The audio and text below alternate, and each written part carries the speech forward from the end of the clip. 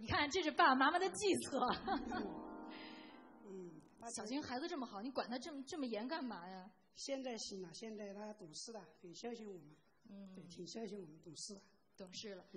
那您觉得他在拿到奥运冠军之后和之前，您觉得儿子有什么变化吗？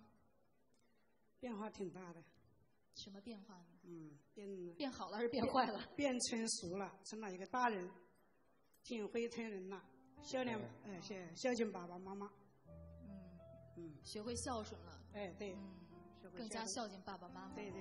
其实还是变得怎么讲呢？还是多回家看看，那就更好了。在你向梦想冲刺的时候，也有机会常回家看看。阿姨今天也是一直在忍着哈，因为刚跟小军在台上还不能完全释放他的感情。我们知道心里发崩，心里发紧。他不是，就是不能看我比赛，一看我比赛，他这种太刺激了，就有点心脏有点受不了。那奥运会那个比赛现场，我猜您没有敢看那个镜头。我没有看，没敢看，不敢看。小军就像刚才妈妈说的一样，确实比过去更成熟了，长大了。我们能够看到的是，过去小军是自强自立，自己能够勤奋刻苦练习，现在他会学会设立博爱基金，帮助别人了。阿姨有这么个好儿子，是您的骄傲。感谢这个主持人的帮助和。没有，这感谢您的教导。让我们把掌声送给小军，也送给吕妈妈。谢谢您，谢谢您，谢谢大家。先请阿姨休息。好，小军还要在这儿。好，接下来的时间我们交给杨宇。好，小军，我和在场的老师同学们一样啊，都是夏天的时候，从伦敦的赛场上认识了你。那么今天呢，我们又认识了你的很多其他的侧面，知道了你吃了多少苦，也知道了你现在开始拿出一点精力啊，做慈善公益的活动。再给你敬爱的妈妈，我们也支一招啊，以后每年到秋天家里丰收的时候，你就跟举重队的朋友们说，咱们一起到我们家玩一趟，是吧？然后到家半天的功夫，家里农活就全干完了啊！杨宇，你的意思说，冠军都是这么练出来的，是吗？对，给他们增加一个丰富的训练的机会啊！这个小军啊，我想问你啊，这个大家也都很关心，在咱们的举重队里，比如说在国家举重队，像你这样从黄土地走出来的运动员多不多？一半一半吧，就是说一半对一半啊。对，一半对一半。那我们就很好奇啊，像你自己觉得，从这个泥土当中走出来的选手，在训练当中，在比赛当中，跟那一半相比，你有什么特点，有什么长处？我特点我就感觉就是，一个是我的一个家里面的一个精神支柱，再就是我就是比较认练就是精练是吧？对，认练啊。就是我怎么讲呢？就是能练吧，就是也能练呢，就是认练就感觉就是教练给你安排活儿，然后你说这比我爸给我安排的活儿轻多了，是吧？差不多这个意思吧。那么今天啊，咱们这个现场跟其他现场不一样，今天你面前坐的都是搞农业、学农业，将来要去干农业的年轻人。你现在虽然是从你黄土地里走出来，但是我们刚才看到了，你的心、你的根还都放在黄土地上，所以你跟在座的老师同学们，有什么话要说？因为他们是要将来走到黄土地里边去的。我想说的是，既然其实我今天来到就是这个农业大学，我就感觉到就是我一上台就感觉到特别亲切，知道吗？因为农业大学，它就是相对说跟那个就是农业嘛，对，跟你一样都是三农领域出来的佼佼者。对，相对来说跟这差不多有点，就是我想说的就是用就是我平常我自己鼓励自己的话是吧？对，就是给自己多一点信心，多一点支持。好，谢谢小军。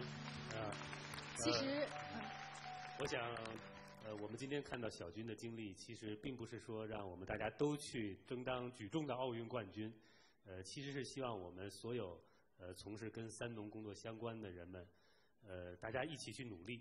要种田就种出一个世界冠军，要搞农业科技就搞出一个奥运冠军来。谢谢你，小军。谢谢。那其实借着刚才杨宇的话哈，我其实还想问一下小军，很多奥运冠军都是出身农家，其实家庭条件并不是很宽裕，像小军家也不例外。那么像在你夺了奥运冠军之后，包括未来在你退役之后，你有没有想过未来的生活怎么去安排？有想过吗？现在还没考虑到退役，因为现在考虑到是先把这4年的时间先坚持下来，怎么样才给自己再给自己更多的一点信心，再去，因为现在我也是27。你是队里年龄最大的队员是吧？所以说要再坚持4年是肯定是比这一届肯定非常非常艰苦，所以说现在是考虑的是怎么给自己再多的信心，再坚持。将来更长远的设想呢？将来等于说还是还没想过，因为还是现在是想的是在巴西。就是将来的，那我还没考虑该去怎么做。杨宇，我想问你对这个问题怎么看？就是将来他们奥运冠军像出身农家的这样的孩子，他们将来会怎么去设计未来的一些发展的一些方向啊，或者是未来路怎么走？其实他们有很多的路可走啊。我想我们的国家也正在创造更多的条件，让这些曾经为我们国家争光的优秀的运动员，今后能够有更多的平台。我相信小军在这一点上跟我们在座的农大的师生们是一样的。我们所有的人其实都靠自己的努力，靠自己为这个自己的在自己人生的路上所积累的每一点汗水，最后都会找到下一个平台。所以我想得到奥运冠军绝不是小军给我们留下的他人生的最辉煌的时刻，也许他未来的辉煌我们一起看着小军能不能够在另一个平台上创造新的辉煌，让我们来祝福他。好，谢谢杨宇。好，接下来我们来听一听我们的三农观察员、中国农业银行股份有限公司北京市分行党委委员、副行长张军如先生的点评。来，有请。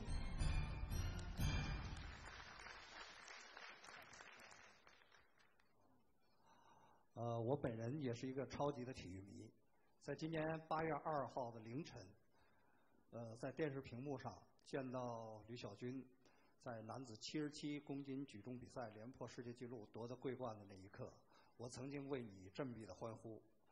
那一刻，我觉得你是那么的伟大和非凡。张行长，您是他的粉丝啊。我感觉那时你是在用力量在呐喊，用成功在宣言。今天在节目开始之前，有一个短暂的和吕小军交流的机会，我也试图探寻荣耀背后你多方的风景。其实在之前，你不仅比常人付出了更多的汗水，你也历经坎坷和磨难，而且用孝顺和坚强撑起了一个温暖的家。之后你又用智慧和勇气擎起了人类共同的五环。相信你，吕小军，在今后的时间里，你一定会勇往直前，立地顶天。祝福你2016再夺冠。好，谢谢小军，加油！小军现在还在路上啊，继续向一个梦想接着另外一个梦想冲刺。有什么特别想说的？其实有这么多人给我的支持，我相信我在16年，应该没问题。我们都是你的支持者、加油者。那接下来呢，我们的农大的同学们就要为我们大家演出一个节目，这个节目就叫《超越梦想》，来一起欣赏。谢谢。